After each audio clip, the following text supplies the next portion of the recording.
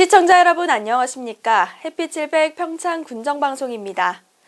여름철 집중호우로 인해 설사 감염병에 대해 주의가 필요하다고 하는데요. 구토나 설사, 복통 등이 발생했다면 설사 감염병을 의심해 볼 수 있습니다. 채소나 과일은 깨끗한 물에 씻어 껍질을 벗겨 드시고 증상이 있을 시에는 조리하지 말고 신속하게 병원에 방문하시기 바랍니다. 햇빛 700 평창 군정방송 시작합니다.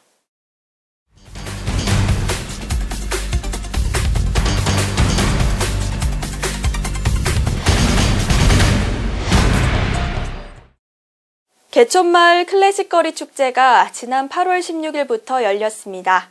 올해는 코로나19 장기화로 관객과 연주자 등 참여자들의 안전을 고려해 온라인으로 진행됐다고 하는데요. 자세한 소식 김소희 리포터가 전해드립니다.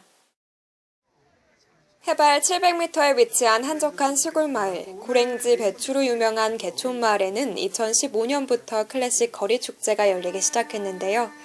현대차 정봉고 재단과 한국예술종합학교가 주관하는 개촌마을 클래식 거리 축제를 찾는 사람들이 점점 늘어나기 시작했습니다.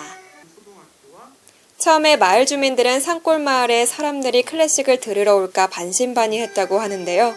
매년 축제를 개최하다 보니 주민들은 클래식 음악을 향해 마음을 조금씩 열게 됐습니다.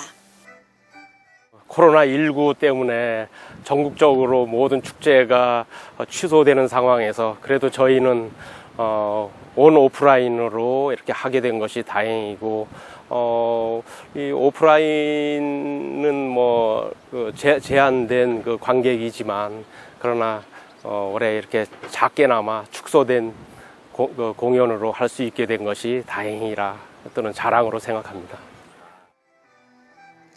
예술가와 마을 주민들, 전국 예술 동호인이 한데 어우러지는 축제 한마당인 개촌마을 클래식 거리 축제가 올해는 온라인으로 열렸습니다.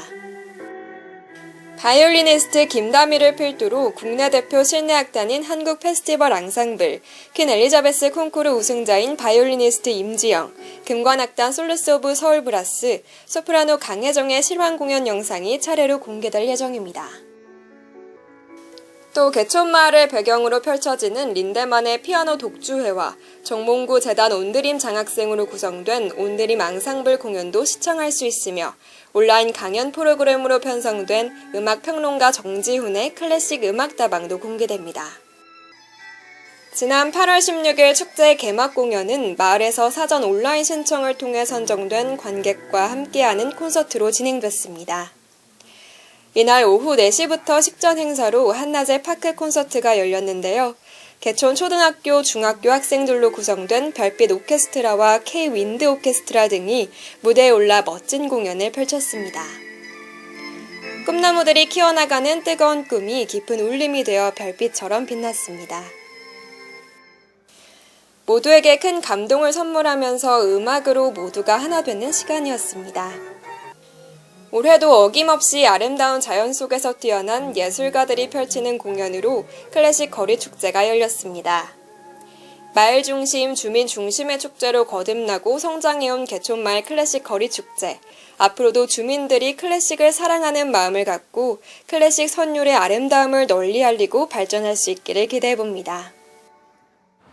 이번 축제 기대는 온라인으로 생중계됨으로써 전 국민이 시청할 수가 있고, 그래서 아마 홍보 효과는 더 크지 않을까 그런 기대를 하고 있고, 앞으로의 계획은 올해는 코로나 때문에 많은 준비 너무 이렇게 축소돼서 이렇게 진행하게 되었는데, 내년에는 알차고 더 큰 축제가 되도록 그렇게 노력하겠습니다.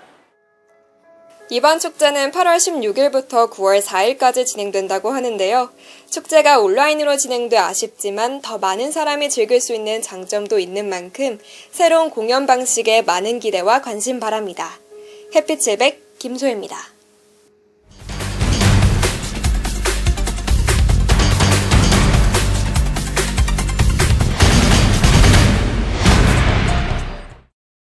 평창군에서는 지난 12일부터 13일까지 주민들과의 소통을 위한 이동군수실을 운영했습니다. 이동군수실은 남부와 북부 읍면사무소에 우선적으로 실시됐으며 이동민원실, 나눔 추진, 군정 홍보 등도 함께 진행됐습니다. 이번 이동군수실은 국민 불편 해소를 위해 주민들과 소통 기회를 만들고 각종 생활 불편 및 건의사항을 현장에서 직접 상담하고 처리하기 위해 마련됐습니다. 또한 현장에서는 무료 법률 상담소 운영 및 지적 측량 상담도 이루어졌습니다. 평창군은 평창강 생태하천 조성 사업을 통해 인도교 출렁다리에 경관 조명을 설치할 계획입니다. 고길천 합류부에 설치된 인도교는 남산 데크로드와 평화길로 연결되는 트레킹 코스로 지역 주민들에게는 야간 보행 코스로도 각광을 받고 있으나 경관 조명이 부족했습니다. 이에 따라 평창군은 주민들의 여론과 이용도 등을 종합적으로 검토해 야간 경관 조명을 설치하기로 결정했으며 조만간 본격적인 시공에 들어갈 예정이라고 밝혔습니다. 관계자는 이번 사업은 노람뜰 일원 각종 개발 사업과 주민 여론을 고려해 결정된 사안으로 주민들이 우려하는 부분을 해소함과 동시에 평창읍의 야간 명소가 될 수 있도록 노력하겠다고 전했습니다. 평창읍 지역사회 보장협의체는 반올림 가게 상반기 수익금으로 어려운 이웃을 돕기로 했습니다. 이번 반올림 가게 수익금은 평창 남부 권역의 사례관리 대상 12가구를 대상으로 도배 장판 등 집수리와 생활비를 지원한다고 밝혔습니다. 올해 2월 사각지대 발굴 및 자원 되살림을 목표로 개점한 반올림 가게는 7,800여 점의 의류, 주방용품, 책 등을 기부받아 800여만 원의 판매 수익을 냈습니다. 관계자는 지역사회에서 반올림 가게의 역할이 얼마나 큰지 알게 됐다며 평창읍 반올림 가게를 통해 어려운 분들의 삶이 실제로 반올림이 되도록 노력하겠다고 말했습니다.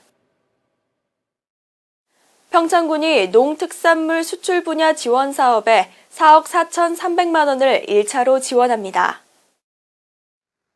평창군은 수출 농가의 경우 표준 물류비의 9%를, 수출업체의 경우 표준 물류비의 6%를 지원하고 가공업체 및 농어업 경영체를 대상으로는 농산물 수출 상품 선별 포장비를 지원합니다. 이에 따라 평창군은 2019년 11월부터 올해 6월까지의 수출 선적분에 대해 1억 8,100만 원을, 농산물 수출 상품 선별 포장비 예산 13억 7,900만 원 중 2억 6,200만 원을 8월 초에 1차 지급합니다. 한편 올해 상반기에는 메밀 가공품, 식혜, 나토, 김치 등 가공식품의 수출이 약 49톤가량 증가해 전체 농특산물 수출량 1,300여 톤 중에서 약 50톤으로 약 3.8%를 차지했습니다. 평창군은 2020년 정기분 주민세에 대해 4억 900만 원을 부과했습니다. 납부기한은 8월 31일까지로 기한 내 납부하지 않는 경우 3%의 가산금이 부과되며 가상계좌, 위택스 등으로 비대면 납부가 가능합니다. 또한 카카오페이, 네이버페이, 페이코 가입자는 신청을 통해 스마트폰 앱으로 모바일 고지서를 받고 납부도 할 수 있습니다.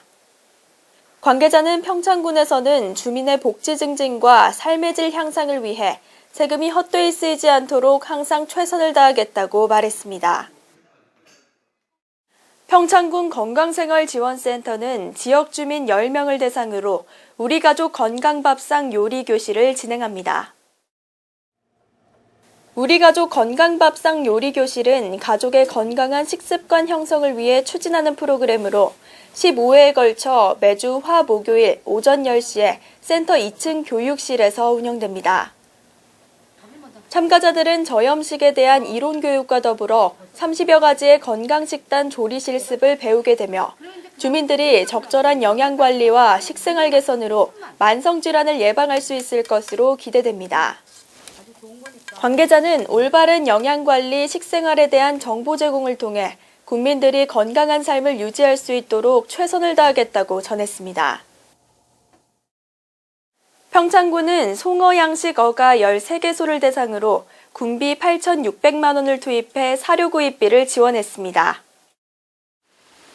이번 지원은 기상이변으로 인한 송어축제 조기 종료로 미소진된 물량과 코로나19로 인해 감소한 송어 소비에 대한 양식어가의 경제적 부담 완화 및 경영 안정을 위해 시행됐습니다.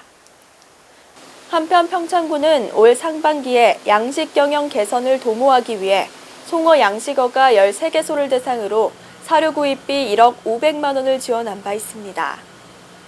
관계자는 국내 최초로 송어 양식이 시작돼 현재 평창군을 대표하는 수산물로 자리매김한 만큼 송어 양식 산업이 다시 활성화될 수 있도록 다각적인 지원 사업을 추진할 예정이라고 밝혔습니다.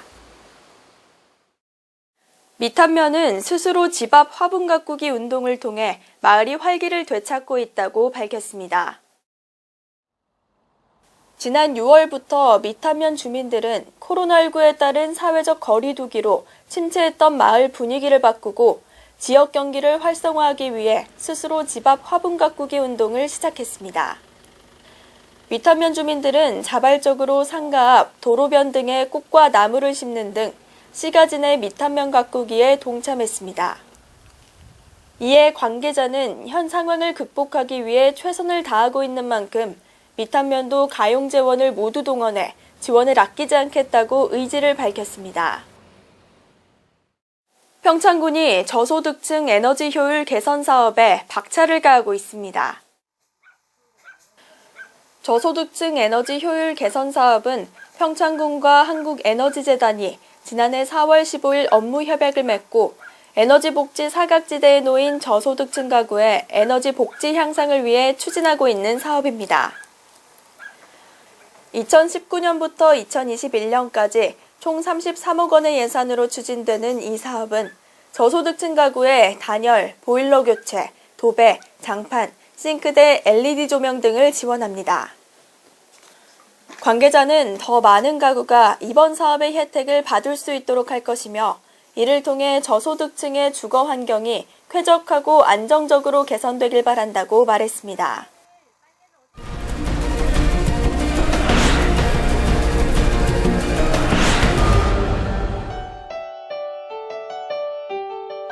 용평면 남녀 새마을협의회는 기초생활수급자 가구를 방문해 주거 환경 개선 봉사 활동을 진행했습니다.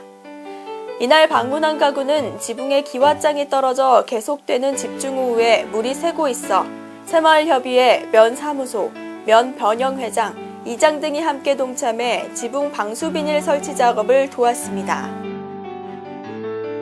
평창군은 지난 7월 2020년도 이장 PC 및 주변기기 보급 사업을 신속하게 완료했습니다. 평창군은 사업 종료 시까지 총 33명을 대상으로 PC 및 주변기기 48대를 지원했으며 이번 사업을 이장 업무를 보는 데 있어서도 큰 도움이 될 것으로 기대합니다. 평창군이 지난 11일 소상공인 시설 개선 지원 사업 대상자를 추가로 모집한다고 밝혔습니다.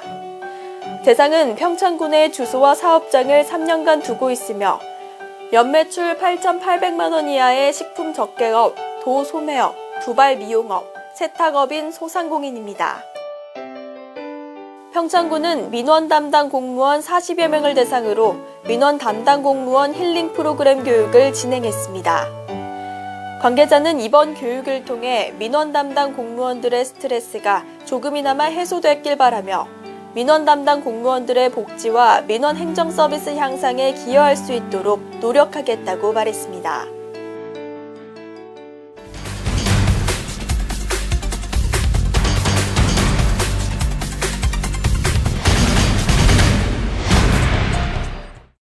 햇빛700 평창 군정방송 이번 주 준비한 소식은 여기까지입니다. 시청해주신 여러분 고맙습니다.